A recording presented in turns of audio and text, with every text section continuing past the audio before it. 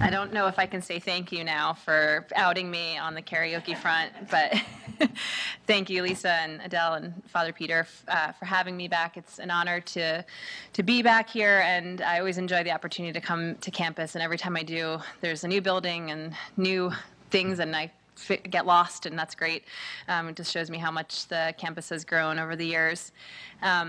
I'm going to promise to keep my remarks relatively short. This is one of the benefits of having a pregnant woman speak, is I can't be here too long because I'm going to have to go to the bathroom eventually. So I wanted to tell you a little bit about my path, how I started, how I got to Villanova, and where I sort of ended up today, just to give a sense to the students who I know, often thinking about what am I going to do after I get this degree. Maybe I'll get another degree to delay that that decision. But so I really wanted to speak to you and kind of give you a sense of my path, which has been varied along the way. I grew up on Long Island. I know Villanova always has like a long Long Island constituency. Anyone in the house? One, two, all right, a couple. So I ended up, I don't know how Villanova got on my sort of short list to begin with, but I know that it rose to the top after I was a track runner in high school and came to Penn Relays. And once I got a taste of a cheesesteak, it kind of tilted Villanova in the favorable column once I realized I could get a scholarship and access to cheesesteaks if I chose to come to Villanova. So that's really how I ended up here. As I stated, I majored in political science and communications, and I got a minor in French, which has been not helpful at all in my career, but it sounds impressive. And I was involved in student government, and I think that that was an obvious for me. I pretty much knew I wanted to be involved in politics from a pretty early age. We followed the Bush-Dukakis race when I was in elementary school, and I got really interested in politics and kind of knew I wanted to work in and around government and setting policy. And so I knew that I was on that path. I didn't know if I wanted to go to law school. Luckily, the year I was graduating from Villanova was my brother's first year in law school, and he corrected me in thinking that I should go to law school by telling me that it was not my path. So after graduation, I had some tough choices to make. Did I want to go back to Long Island or Manhattan and live in New York, and pay like $2,000 a month to live in a shoebox, or did I want to stay in the Philadelphia area and have a row home to myself, with me and a roommate or two for like $500 a month? So I was like, I'm going to check out Philadelphia for a little while. I think I can afford it here. And I think about 16 years later or so, I made the right decision to stay. The network I'd already created at Villanova, compounded with early connections I was able to make in Philadelphia, made that the right decision to stay here. The thing for me, though, is after graduating that if you're interested in getting into politics, you generally either need to be willing to work for free or you need to know somebody in politics. And I did not have either of those chances. I couldn't afford to work for free, student loans, and I didn't know anybody in politics in Philadelphia. So I ended up canvassing, which is a fancy word for knocking on doors to ask for money for Clean Water Action, which is a national environmental organization. And it was tough work, but I met a lot of really good friends who I'm still in touch with today. And I also learned a lot about communication and how to immediately speak to people and cut to the chase, to find out where they are, to get them to care about issues that are often fairly difficult and technical in the environmental world. So I think it was a good training ground for communication skills and learning, again, how to meet people where they are. From there, I was hired by the organization to become a program manager. I ran mostly state and federal issue campaigns, some issues around wellhead protection, integrated pest management, protections of the Clean Water Act. And it was also a really good training ground because within months of working in that role, I was able to conduct research, meet with politicians and do lobbying, work with the media, build coalitions, all sort of key political skill sets that I still use to this day. And I was 22 years old and had zero experience, but they just throw me in there and let me take that work on. Some of the issues I worked on, which Lisa mentioned, was recycling, which is such a basic fundamental of sustainability. It's usually the first thing that anybody does to get involved in the environment is they recycle at home. But in Philadelphia, we only had about a 5% recycling rate in 2005 or so when I was getting involved in these issues. And I really started being able to make some inroads and impact in improving our recycling program, which made me realize that I wanted to spend more time working in the city that I lived in. I could see more immediate impact of my work and feel those changes. So I left Clean Water Action to go to Penn Future, which is a statewide environmental group, but had recently gotten funding to work on a city campaign. The idea was that it was about 2005, 2006, and we knew there was a mayor's race coming up in 2007. And the idea was, let's put some of these issues into that campaign and get these candidates to make commitments and to take this issue seriously. So I started what we then named the Next Great City campaign.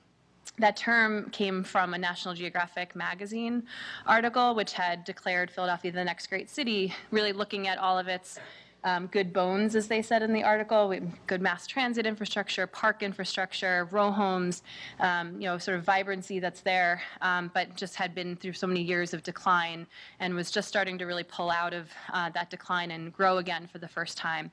So we thought a campaign focused on, we didn't use the term sustainability, but focused on these quality of life neighborhood issues would really help prove that we could be the next great city if we took these issues seriously. So I built a coalition.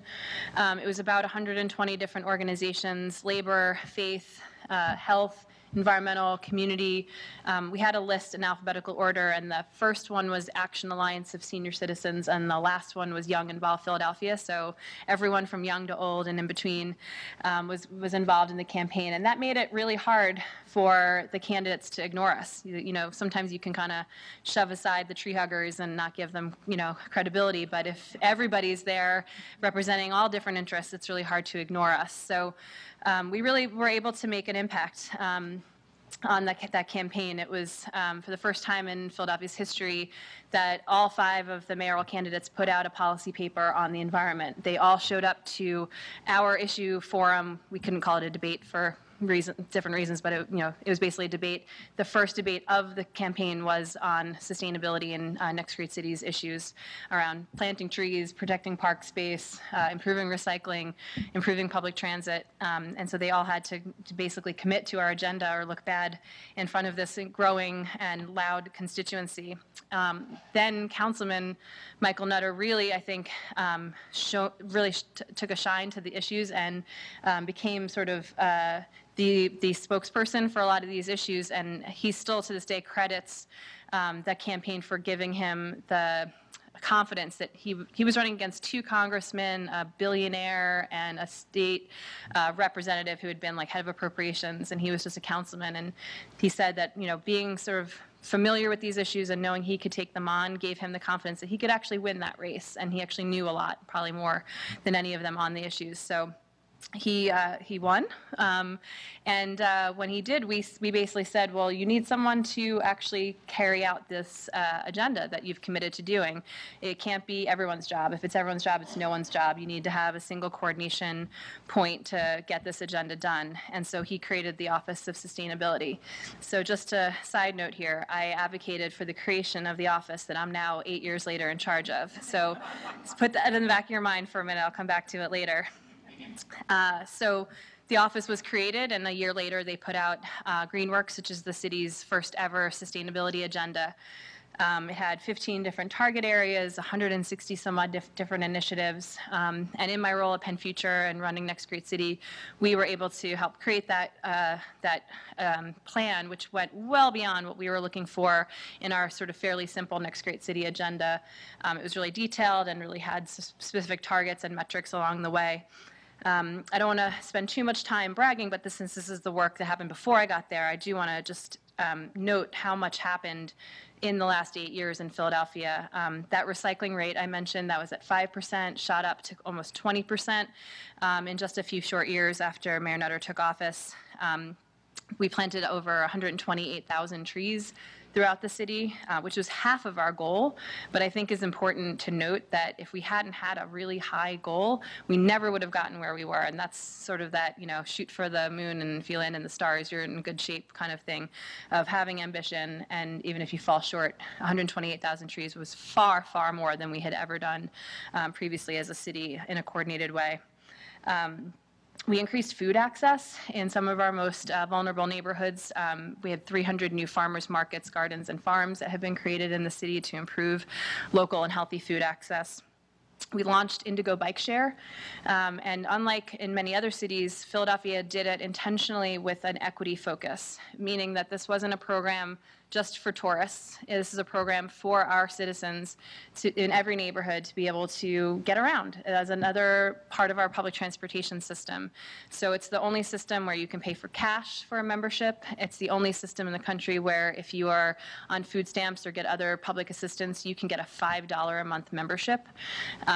It's the only program in the country that has neighborhood-based stations, as many as we do. So it's been successful not just in being a low carbon or no carbon transportation method, but it's really improving access, equitable access for our residents throughout the city. We've reduced greenhouse gas emissions as a city government by 9%, but as a whole city by 2 or 3%.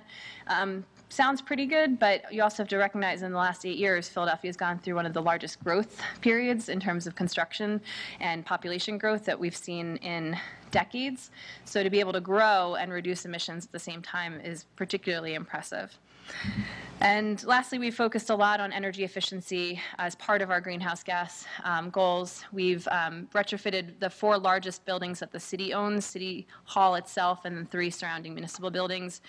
Just through those 4 buildings, we're now saving $1.5 million a year through energy savings, and we want to replicate that throughout the hundreds of other buildings that the city owns.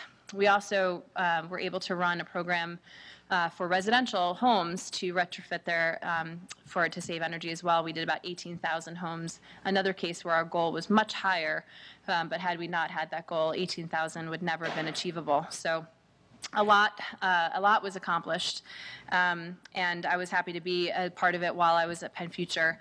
But after about 6 years of doing that, I decided to move on to a U.S. Department of Energy project that had recently been announced to be located at Philadelphia's Navy Yard. It was $125 million to be invested in energy efficiency in buildings as a focus area. Former Secretary of Energy Stephen Chu had this idea that we can't tackle these big problems in silos. We have to bring different folks together from different practice areas under one roof, and that had been his experience prior in his career. So he felt we really needed to, if we're going to tackle energy efficiency, we need technology, but we need the software and the hardware people together. We also need to have folks that understand public policy and legislation and how that drives behavior. We need to have behavioral scientists involved that can tell us why people don't shut lights off when they leave rooms. We also need workforce development programs to help us train the people who manage our buildings day to day so that they're also part of the solution. So bringing all of these folks together with a real science and research component to it. It was Penn State was the lead. I worked for Penn State in managing the program. And it made some really significant progress. Unfortunately, funding got cut for it later and the program got whittled down, but I think it was a really exciting approach to a fairly complex problem. I was proud to be a part of it. And then from there, decided I've been spending all these years advocating at government. What if I took a chance and went inside government and figured out why the government doesn't do the things I tell them to do? So I was able to take a job as the Deputy Chief of Staff at the Water Department. And another note, that job didn't exist. I basically convinced them to hire me. So another note. So they created a new job. There was no Deputy Chief of Staff before. Now there was. And the reason I wanted to go there was in part because I thought if I'm going to do this, I should do it under Mayor Nutter, who I know has a sustainability commitment, and he only had a few years left in his last term. But also because the Water Department had just launched the biggest investment in sustainability in the city's history, and perhaps at the time in the country, which was the launch of the Green City Clean Waters program. I know Rob Travers over there, so he's very familiar with it. Is anyone else familiar with the program? Okay, cool. Well, I like to tell people about it because it's something to brag about. Philadelphia was facing, like most other cities, an aging sewer system that could not keep up with the amount that we send into it. And we had two options.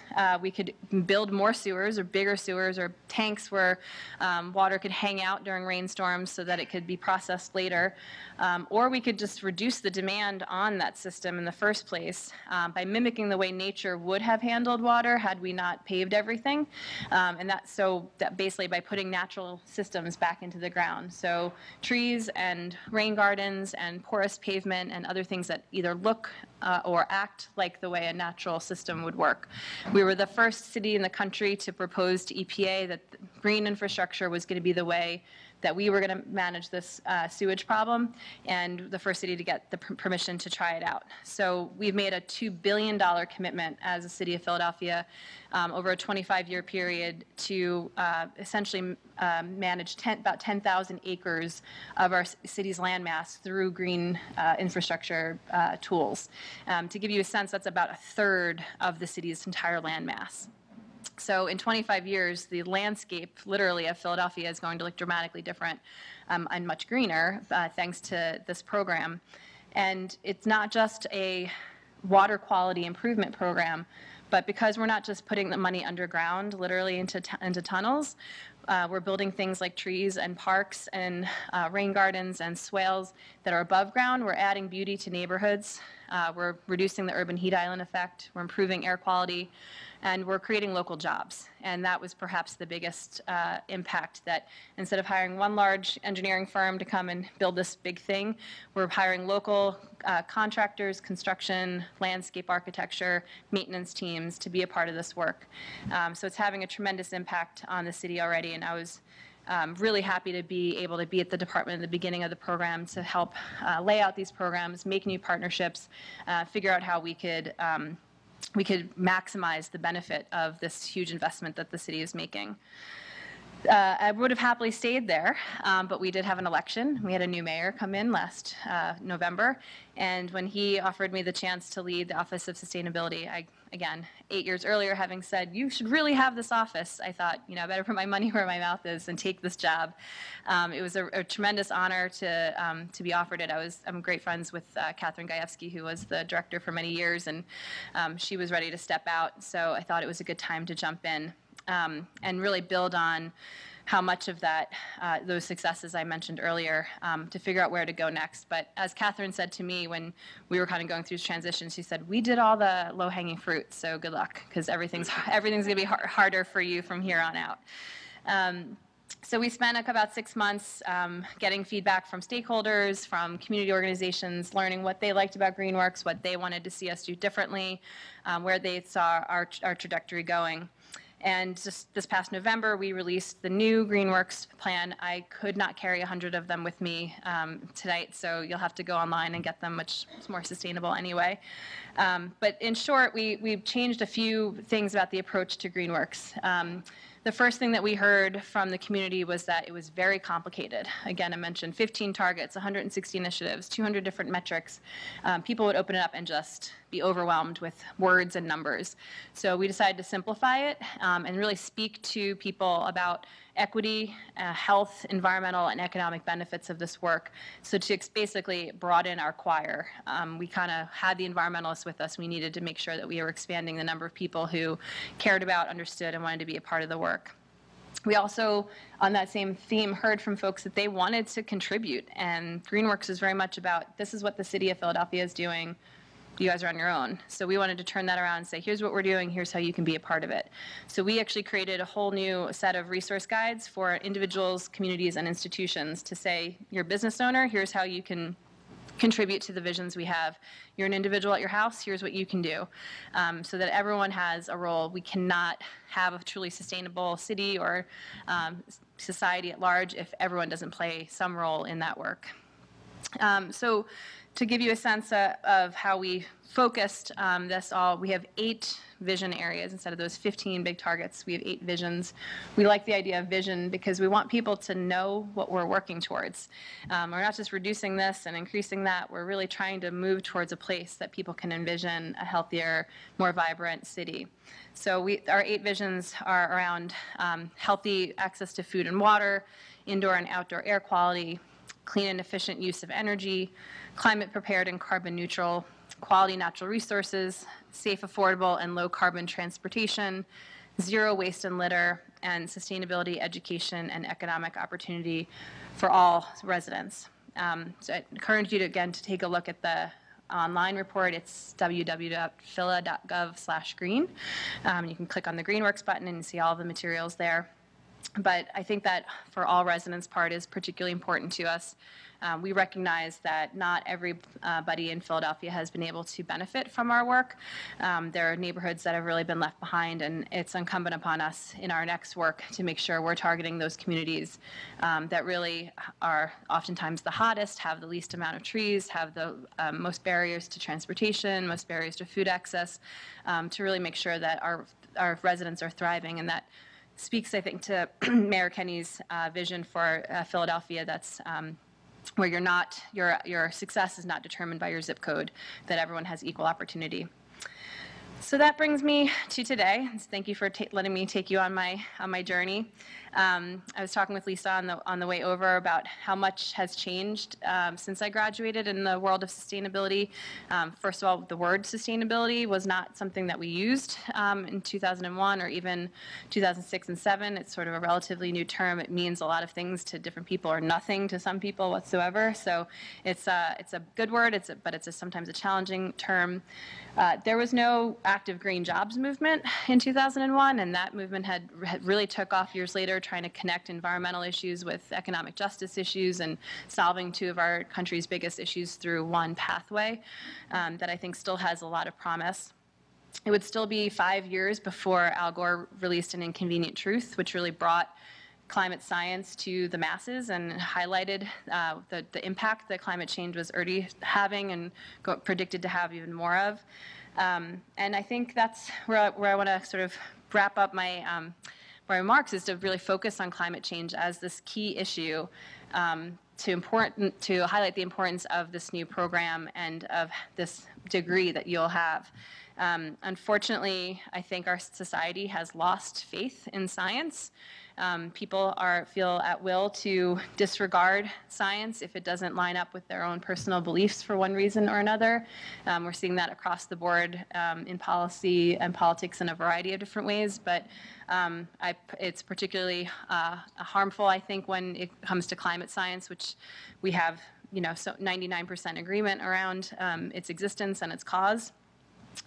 I went in, I think it was about 2009, I went to Germany on a German Marshall Fund study tour around renewable energy.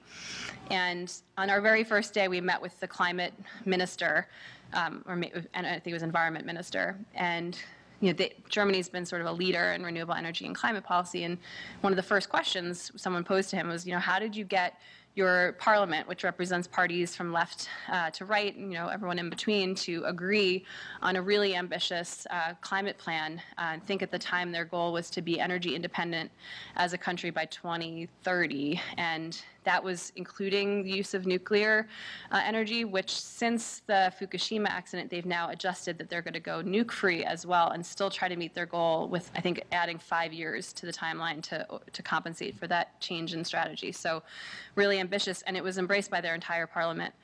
So we asked, how did you do that? And the answer was, the scientists told us we had to.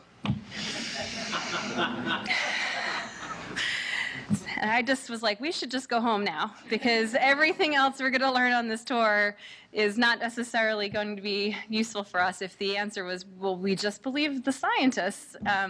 It's sort of, it's frustrating to think sometimes about where U.S. policy on these issues would be if we all just believed the scientists, and in a variety of ways, not just on climate change.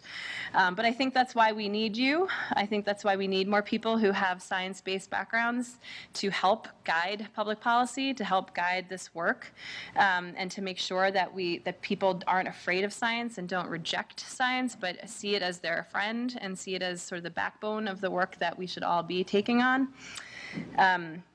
And I think that there are really a lot of opportunities for you to do that, no matter which sort of sector you end up in. And that's something I always try to give folks advice around is unintentionally, I have worked in the nonprofit sector, I've worked for the academic sector, I now work in government. I have not done private sector yet.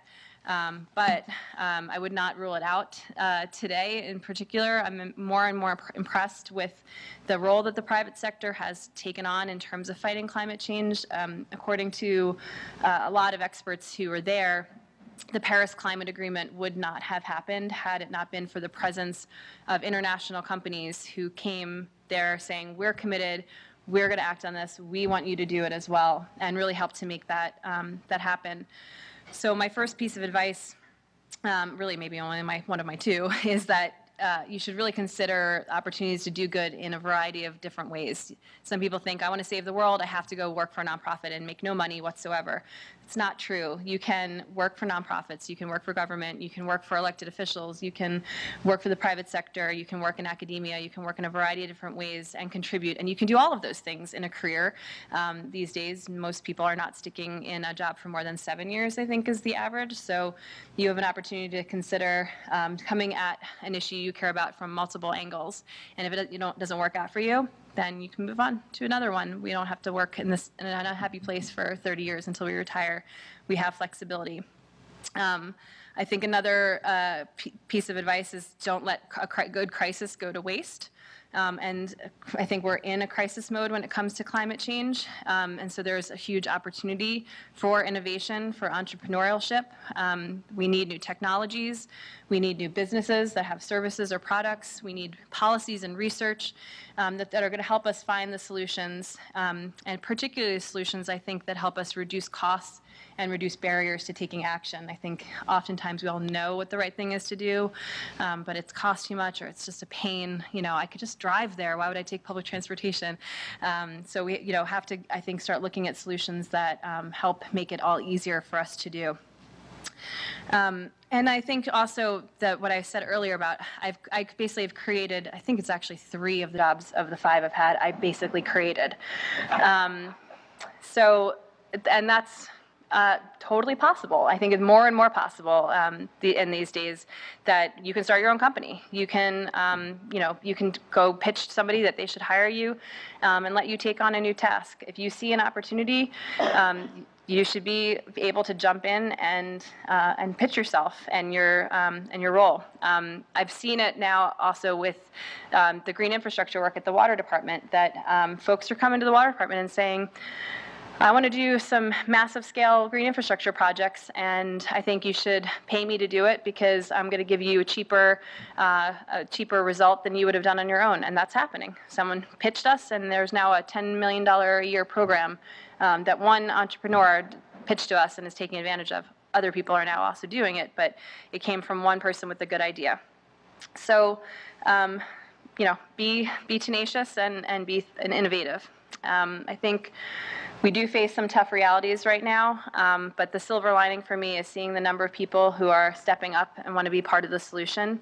I think degrees like this will make you better equipped, to give you another tool in your tool belt to be part of the solution.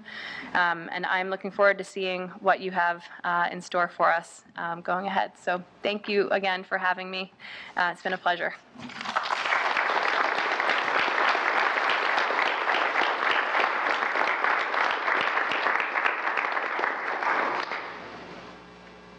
Oh, yeah, sure. Yeah.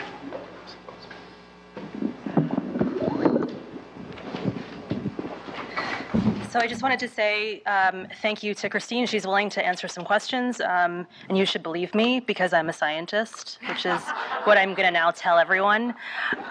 So I'll let you. Yeah. You have a phone right here? Oh, no, I'm just going to give her on the microphone. Okay. Cop out. Questions? Yes? You said at the very end, we face some challenges. What are those challenges? We had a couple in Philadelphia today. No, I think really the attack on climate science is becoming real. EPA has been ordered to stop giving grants, has been ordered to not speak to the media or put any PR out. There's look like they have to take climate page down off of their website. So, I mean, there's some scary things to me, and we can have disagreements on policy, but it should be rooted in facts and in science. And so it's scary to me when people want to rewrite what facts say. I think those are some immediate challenges within this particular world. And again, I think that's across the board in politics. It's not new with this new president and his administration. This has been going on slowly over time, that people have decided that they can form opinions based on things that they decide are true versus what real data tells us is true. Again, that's, I think, part of the importance of you all becoming better equipped to fight against fake science. Are there particular industries that are leaders in the area of sustainability versus other industries that sort of want to deny the science? Yeah, when I talked about the Paris agreements and some of the companies that were there, it was a really diverse set of businesses, which is wonderful to see.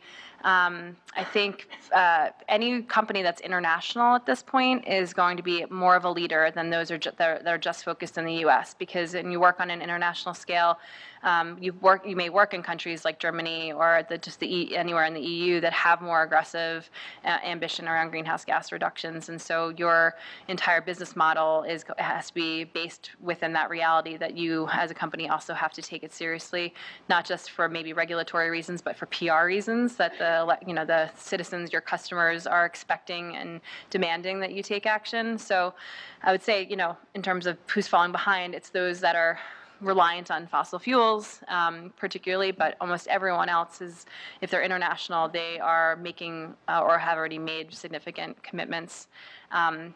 I think one area where we need to see some action in Pennsylvania in particular is our building industry. The state has not updated our building codes since 2009. And that's really affecting the energy efficiency of our buildings, in part because the Home Builders Association has decided that they don't want to have to spend more money to make our buildings more efficient, and have lobbied against all of these changes. So I think that industry in particular really needs to get with the program.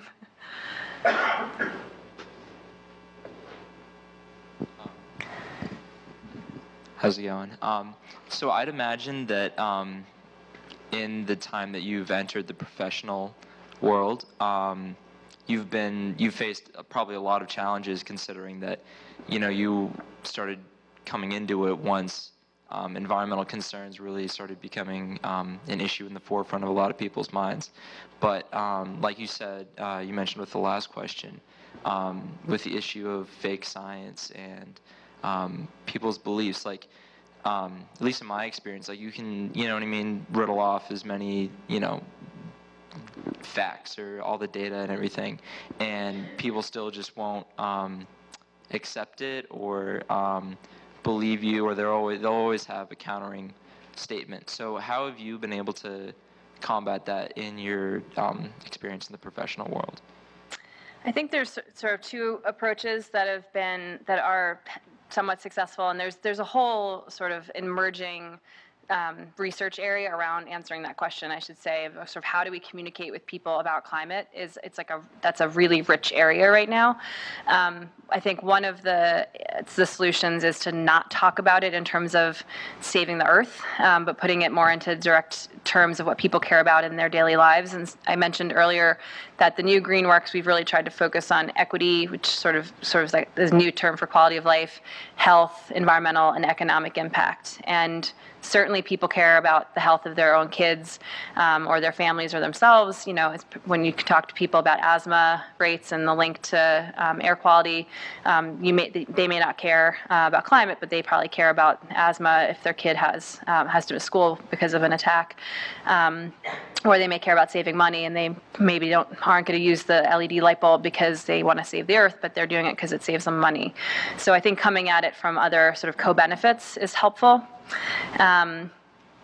The other thing which I started talking a little bit about is also just making it easier for people. So one of the things I'm really fascinated with right now is driverless cars. Just thinking about where that can go in 10 or 20 years. If you just think about a streetscape anywhere in the country, how much of that space is dedicated for parking and driving, and how much of that space could be repurposed if people no longer feel that they need to have their own personal car. People aren't going to give up their car now, generally, if it's too hard.